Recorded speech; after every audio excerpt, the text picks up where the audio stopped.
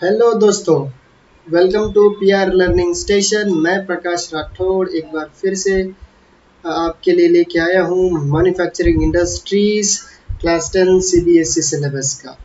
ठीक है, सो हम कर रहे हैं रिवीजन।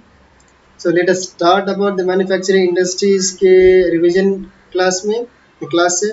ठीक है, सो मैन्युफैक्चरिंग इंडस्ट्री जो है इकोनॉमी के पॉइंट ऑफ व्यू से बड़ी इंपॉर्टेंट है, द मोस्ट इम्पॉर्टेंट, क्योंकि इसके अंदर सबसे ज़्यादा पोटेंशियल होता है जॉब क्रिएशन का।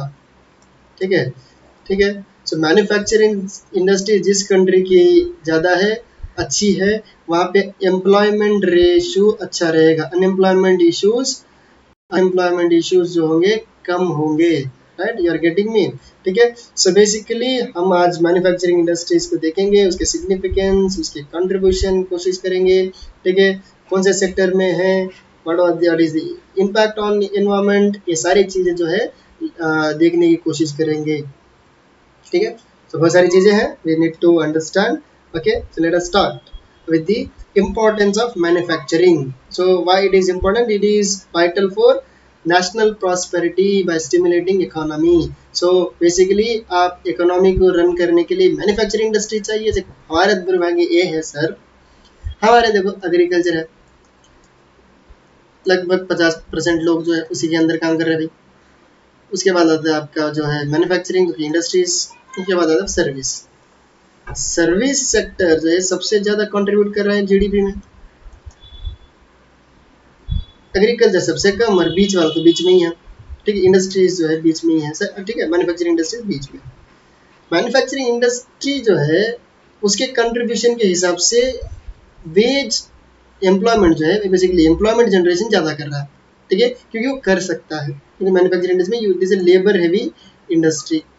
Service sector do contributing towards the GDP heavily, लेकिन क्योंकि वो सर्विस सेक्टर है वहाँ पे लोग कम लगते हैं, सर्विसेज प्रोवाइडर कम लगते हैं। It is technologically driven industry होती है बेसिकली सर्विस सेक्टर। तो वहाँ पे लोग, सो यहाँ पे एम्प्लॉयमेंट जनरेशन वहाँ पे कम होता है। सो हमारे देश में क्या है, होना ये चाहिए था एग्रीकल्चर। ठीक है, लेकिन इंडस्ट्री जो है इंडस्ट्रियल सेक्टर का जीडीपी में कंट्रीब्यूशन सबसे ज़्यादा होना चाहिए था। हम ना एग्रीकल्चर डायरेक्ट सर्विस पे जंप कर गए। ठीक है, सो इसकी वजह से हमारे पास अनएम्प्लॉयमेंट का इशू थोड़ा ज़्यादा होता है। ठीक है, खैर, so second point which is it reduces the unemployment and poverty level. मैंने पहले ही कहा आपको कि इसके अंदर सबसे ज़्यादा पोटेंशियल होता है। ठीक है, सबसे ज़्यादा पोटेंशियल होता है। ठीक है, so it exports manufacture goods to enhance the trade and generates the foreign currency. So हमारे यहाँ जो फॉरेक्स जो होता है, फॉरेक्स फॉरेक्स जो होता है basically it is generated duty से। ऐसा नहीं कि फॉरेक्स इसी से जनरेट होता है, लेकिन जब आप मैन्युफैक्चरिंग इंडस्ट्री, जब आप एक्सपोर्ट करते हो चीज़ों को, जब आप एक्सपोर्ट करते हो, ठीक है, इट जनरेट्स द फॉरेक्स। ठीक है, that makes your currency stronger. ठीक है, so trade becomes stronger, so balance of trade अच्छा रहता है। So it drives the modernisation of agriculture. ठीक है, एग्रीकल्चर मॉडर्नाइज होना के बाद इक्विपमेंट चाहिए, लगेगा ना भाई। बिना इक्विपमेंट के, बिना इंस्ट्रूमेंट्स के किस तरीके से आप एग्रीकल्चर को मॉडर्नाइज करोगे? You need, right, you need those capitals, right. So it also creates the job. ठीक है, in the secondary sector and the tertiary sector, right. So manufacturing industry has the vital role. ठीक है, बहुत ही important चीज है। चलिए आगे बढ़ते हैं। So industrial contribution to economy इसका क्या है, let's talk about that. So manufacturing sector has shown an annual growth rate of 7% over past decades. 7% is healthy growth. ठीक है, पिछले डेकेड्स में, for the past decades it has shown 7%, but होना तो ज़्यादा चाहिए था। अगर ज़्यादा होता तो और अच्छा होता, क्योंकि purely from point of view of employment, क्योंकि ये जनरेट ज़्यादा करता है एम्प्लॉयमेंट, लेकिन there is a steady growth of 7%. So let's talk about the industrial location. ठीक है, industrial location basically where the industries are getting located, where industries are getting located. ठीक है, जब इंडस्ट्रियल लोकेशन की जब बात करते हैं, there are few factors which determines the industrial location. ठीक है, हम उसको बोलते हैं factors of industrial location, factors of industrial location. वो क्या होता है? You need raw material, you need labor, raw material, labour, okay, capital, ठीक है, मार्केट, ठीक है, और एक होता है एंटरप्रेन्योरशिप, ठीक है, एंटरप्रेन्योरशिप एज वेल, ठीक है। सो बेसिकली आपके पास रॉ मटेरियल चाहिए, आपके पास बेसिकली लेबर होना चाहिए, कैपिटल होना चाहिए। कैपिटल के अंदर सिर्फ पैसा नहीं है, कैपिटल के अंदर टूल्स भी आ जाते हैं इसके अंदर, ठीक है, ठीक है, capitals, market, when these things if are available at certain location, तो बेसिकली इंडस्ट्रीज सेट होती है वहाँ पे, ठीक है। But it is very traditional, आज के डेट में ऐसा नहीं होता। There is something called as industrial agglomeration, एक चीज़ होती है industrial agglomeration, agglomeration. Basically suppose कि for example let's talk about Bangalore for that matter, Bangalore है, तो बेंगलोर में अगर कोई इंडस्ट्री सेटअप करना चाहता है, तो वो बोलेगा कि देखो चलो मुझे कोई इंडस्ट्री सेटअप करनी है, for example automobile industry setup करनी है, ठीक है, तो उसके लिए आसपास में उसको क्या मिल जाएगा, टायर वाली भी कोई इंडस्ट्री मिल जानी है, उसको स्टील वाली भी कोई इंडस्ट्री मिल जानी है, ठीक है, उसको ना पेंट वाली कोई मिल जानी है। सो इंडस्ट्रियल एग्लोमरेशन का मतलब होता है ऐसी जगह जहाँ पे सारे इंडस्ट्रीज अवेलेबल है, उसकी वजह से एक दूसरे को दे सप्लाई दी गुड्स, ठीक है, उसकी वजह से आसानी हो जाती है इंडस्ट्री को वहाँ पर रन करने के लिए। तो आज के टाइम पे industrial agglomeration is most important than the, एक दो फैक्टर हो या ना हो तो चलता है, लेकिन इंडस्ट्रियल एग्लोमरेशन का होना बड़ा इंपॉर्टेंट है मार्केटिंग में, ठीक है। सो मैन्युफैक्चरिंग, ठीक है, manufacturing tend to cluster where these factors can be managed efficiently, कौन से फैक्टर बोल रहे हैं, labour, capital, market, raw material, ठीक है। Urban centres offer essential services, जैसे कि मैंने कहा बेंगलोर का जो इंडस्ट्रियल एग्लोमरेशन की बात सो बोला मैंने, so Bangalore basically so urban centre है, urban centre offers essential services for industries leading to agglomeration of economies. Basically agglomeration is a group of industries when come together, उसको मतलब एग्लोमरेशन बोलते हैं, ठीक है। I hope you are understanding. So industries में हम पहले इंडस्ट्री बात करते हैं, जो अग्रो बेस्ड इंडस्ट्री की बात करते हैं। सो अग्रो बेस्ड इंडस्ट्री में आएगा आपको cotton, jute, silk, textile, sugar industry, edible oil industry. Basically cotton textile industry बड़ी फेमस है, कॉटन टेक्सटाइल इंडस्ट्री जो है बड़ी फेमस है हमारे देश में। नाउ इट इज गुजरात, एक ज़माने में Ahmedabad was famous, now it is Ahmedabad. हमारी हैंडराइटिंग बहुत ही अच्छी है, थोड़ा आप माफ़ कीजिएगा, अहमदाबाद, ठीक है। आज के डेट में सूरत है, राइट। एक ज़माने मुंबई भी हुआ करती थी, मुंबई आज भी है दो, लेकिन उतना नहीं। एक ज़माने मुंबई और अहमदाबाद जो है, इसको हम लोग बेसिकली मैनचेस्टर ऑफ इंडिया बोला जाता था, मैनचेस्टर, अहमदाबाद को मैनचेस्टर ऑफ इंडिया, ठीक है, ठीक है। रीजन गुजरात और महाराष्ट्र जो है, गुजरात और महाराष्ट्र जो है डोमिनेट करने का रीजन है because they grow the cotton, ठीक है। गुजरात आज की डेट में सबसे ज़्यादा कॉटन प्रोड्यूस करता है, सबसे ज़्यादा कॉटन प्रोड्यूस करता है। So basically the cotton producing state से गुजरात और महाराष्ट्र इसके लिए यहाँ पे डोमिनेट करती है, ठीक है। There are other industries as well, silk, Mysore silk, Mysore silk very famous, Mysore sari बहुत ही फेमस है, ठीक है। एडिबल ऑयल, हम एडिबल ऑयल में हम सनफ्लावर, ग्राउंड नट, आप तो सरसों तो आपको जानते हो, सरसों बड़ा फेमस है इस देश में, ठीक है। बहुत सारे हैं लेकिन still we import a bit, ठीक है, एडिबल ऑयल में, ठीक है। So textile industry is very unique for its comprehensive value chain, it creates the comprehensive value chain. Value chain मतलब, ठीक है, वैल्यू चेन का मतलब होता है एक से दूसरा का बढ़ जाना। बेसिकली क्या होता है कि चलो आप इसमें कॉटन हो, ठीक है, आप कॉटन हो, उसके लिए कॉटन बॉल पिकर भी है, मतलब कॉटन को निकालने वाले भी, उनको भी मतलब, ठीक है, एम्प्लॉयमेंट मिलता है। उसके बाद उसका जो वीविंग होगा, उसके बाद उसकी जो स्पिनिंग होगी, ठीक है, ये सारे जो एक्टिविटी होती थी, एक तो वैल्यू चेन, वैल्यू चेन का वैल्यू बढ़ा देना।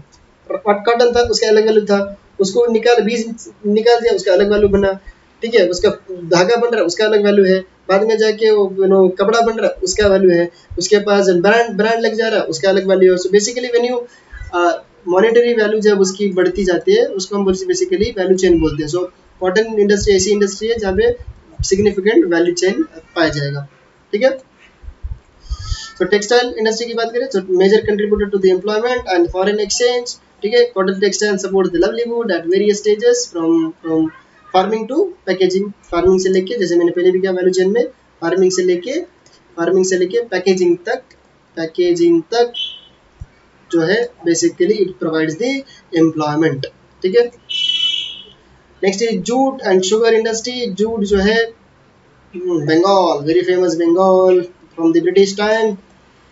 ब्रिटिश टाइम से ही ब्रिटिश टाइम से ही बंगाल जो है जूट के लिए जाना जाता है। बेसिकली बांग्लादेश भी, आज के टाइम पे बांग्लादेश भी, बिकॉज उस टाइम पे जब ब्रिटिश के टाइम पे बांग्लादेश के रीजन में बेसिकली जूट ग्रो किया जाता था, लेकिन इंडस्ट्री कलकत्ता में थी।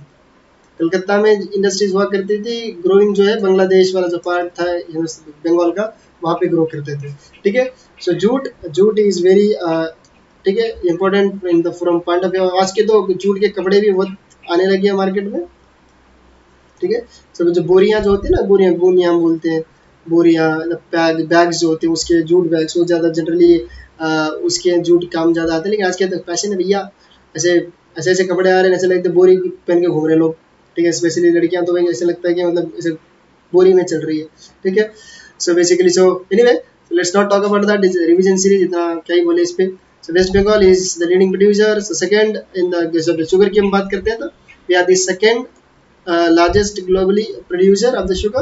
ठीक है, so which is focusing on wood and खंसारी। खंसारी भी एक प्रकार का बेसिकली शुगर होता है। ठीक है, खंसारी शुगर जो कि ब्राउन इन कलर। ठीक है, हेल्थ के लिए अच्छा माना जाता है इसको, खंसारी शुगर को basically health brown in colour. तो इसका जो मोलासेस होता है ना, मोलासेस, ठीक है, उसका जो मोलासेस है उसमें इंटैक्ट होता है, नहीं निकाला जाता है। ठीक है, सो उसकी वजह से गुड़ इन जनरल तो बहुत ही हेल्दी मानते हैं। गुड़ और आंवला जो है बेसिकली बहुत ही हेल्दी माना जाते हैं। ठीक है, हेल्थ वाइज बहुत ही अच्छा है, मतलब अमृत है भैया। ठीक है, खाया कीजिए, गुड़ खाया कीजिए।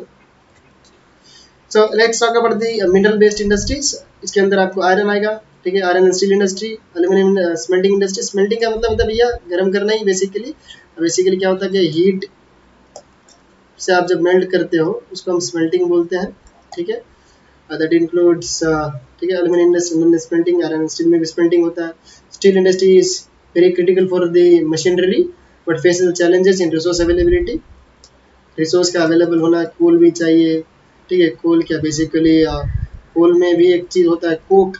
ठीक है, कोक कोक का होना बड़ा इंपॉर्टेंट होता है, बिकॉज कोक ये होता है बेसिकली ऑक्सीजन फ्री एनवायरनमेंट में इसको गर्म किया जाता है। और उसका बिकॉज कोल जो है, कोक ज़्यादा हार्ड होता है, कोल से ही निकाला जाता है, कोल से ही बनाया जाता है, लेकिन ऑक्सीजन फ्री एनवायरनमेंट में उसे एक्सट्रैक्ट करते हैं। हार्डनेस ब्रिंग्स द, जो बेसिकली जो फर्नेस होता है, हीटिंग फर्नेस जो होता है, स्मेल्टिंग फर्नेस जो होता है, उसके अंदर कोक को यूज़ किया जाता है। ठीक है, आयरन जब हीट करते हैं स्टील इंडस्ट्री में। ठीक है, आयरन स्टील इंडस्ट्री तो वैसे बैकबोन है।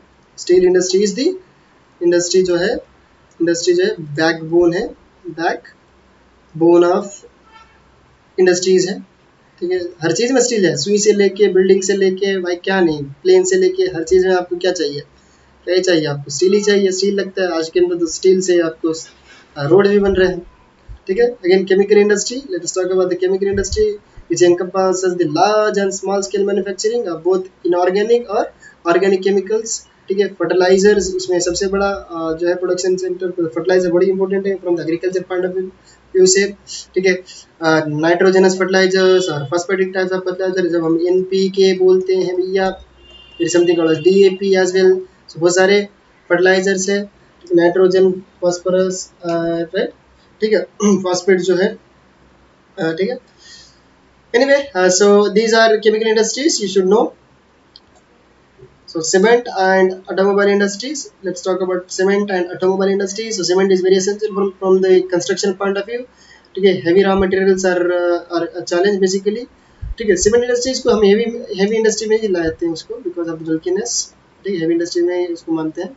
ठीक है, from construction point of view से बड़ा इंपॉर्टेंट इंडस्ट्री है।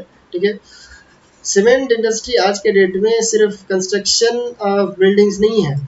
आज के टाइम पे और highways are basically made by the cement now. So road transport wise भी सीमेंट बड़ा जरूरी आ जाता है, ट्रांसपोर्ट वाइज भी, राइट, ट्रांसपोर्ट वाइज भी। ठीक है, ऑटोमोबाइल इंडस्ट्री तो आप जानते हो। ठीक है, व्हीकल जानते ही हो, व्हीकल मैन्युफैक्चरिंग। ठीक है, found in major cities, there are various belts, Mumbai Pune, Mumbai Pune, ठीक है, बेंगलोर। ठीक है, कोयम्बतूर बेसिकली ऑटोमोबाइल के लिए बड़ा जाना जाता है। When we talk about information and technology or electronic IT industry, ठीक है। Basically there covers wide range of electronic products. आप आज के ज़माने वालों को मैं क्या ही बोलूँ आईटी इंडस्ट्री के बारे में, आप तो सभी जानते हो। ठीक है, बेंगलोर को हम बोलते हैं basically Silicon Valley of India. Bangalore is known as Silicon Valley of India. Basically electronic industries और डोमिनेट करते हैं बेंगलोर। हवेवर आज के डेट में भाई बहुत सारे और भी है, पुणे है, हैदराबाद है, ठीक है, नोएडा है, ठीक है, और भी बहुत जगह है जहाँ पे आईटी इंडस्ट्री डोमिनेट करती है। ठीक है, आज के टाइम सिर्फ बेंगलुरु नहीं रहा। ठीक है, so what are the environment, we are going very shortly though. So what are the environmental impact of industries? So industries basically contributes to the air pollution, water, land, noise pollution। ये सारे pollution हो सकते हैं या होते ही हैं। ठीक है, so air pollution is caused by gases emission and particulates। basically water pollution stems from the industrial waste discharge। ठीक है, इंडस्ट्री का जो अनट्रीटेड वाटर होता है, ठीक है, जो केमिकली वाटर्स होते हैं वो जब रिलीज हो जाता है तो वाटर पोल्यूशन होता है। Even the hot water when they release the hot waters from the industry, when they are released into water again they cause the pollution, they can destroy the ecosystem of marine ecosystem, aquatic ecosystem। ठीक है, सो pollution wise air हो गया, water हो गया, land degradation होता है, noise pollution होता है। ठीक है, तो ये सारी चीज़ें जो है एनवायरमेंटल इम्पैक्ट ऑफ इंडस्ट्रीज है। ठीक है, so next is control of environmental degradation। so strategies includes reducing water uses। Come water use करो। environmental degradation कैसे हम रिड्यूस कर सकते हैं, कंट्रोल कर सकते हैं, रिसाइकलिंग करिए भैया, यूजिंग क्लीनर एनर्जी सोर्सेज कर सकते हैं। ठीक है, so upgrading machines for the energy efficiency. अरे अरे रटे पटे वही पुरानी मशीनें यूज चलते रहते हैं, कोई एफिशिएंट नहीं होता है। मतलब क्या बताएं। ठीक है, बस एक उनके मतलब वही पुराना बस टुकुक टुकुक टुकुक चलती रहती है। ठीक है, उससे मतलब इतना इमिशन करता है कि पूछो मत। आज भी कितने शहरों में कितनी गाड़ियाँ होती है जो पुराना धुआं छोड़ती रहती है, एकदम एकदम धुआं छोड़ती रहती है। ठीक है, उसी तरह फैक्ट्रीज में भी काफ़ी मशीनें होती हैं जो कि पुरानी मशीन्स होती है, जो कि एफिशिएंट नहीं है, लेकिन एट द सेम टाइम क्या ना प्रोडक्टिव भी नहीं होती है और इमिट बहुत ज़्यादा करती रहती है, पोल्यूशन बहुत इमिट करती है। ठीक है, सो मॉडर्न मशीन ला भाई, आप कच्ची मतलब अच्छा मतलब एफिशिएंट हो, नॉइस कम करे, पोल्यूशन कम करे। ठीक है, ये सारी चीज़ें कर सकते हैं। ठीक है, तो बेसिकली मैन्युफैक्चरिंग इंडस्ट्री जो ये है कि industry from the economic point of view से, डेवलपमेंट पॉइंट ऑफ व्यू से हम देखे जाए तो बड़ी इंपॉर्टेंट है, लेकिन एनवायरमेंटल फैक्टर्स है, थोड़ा एनवायरमेंटल चैलेंजेस है वो जो कि देखना ध्यान देना पड़ेगा। ठीक है, सो अगर सस्टेनेबल प्रैक्टिस किया जाए तो फिर हम लोग उसका नेगेटिव जो भी है, नेगेटिव इम्पैक्ट जो भी है उसको हम लोग कम कर सकते हैं और इकोनॉमिक ग्रोथ जो है अच्छे से हो सकता है। ठीक है, फिर thank you so much for listening to me. So please अगर आपको अच्छा लगा हो तो प्लीज़ लाइक कीजिए, शेयर कीजिए एंड सब्सक्राइब कीजिए और बेल आइकन को जरूर दबाएगा सो दैट को आपको नोटिफिकेशन मिल जाए। ठीक है, जैसे मैं अपलोड करूँ आपको नोटिफिकेशन मिल जाए। Thank you so much, have a nice day.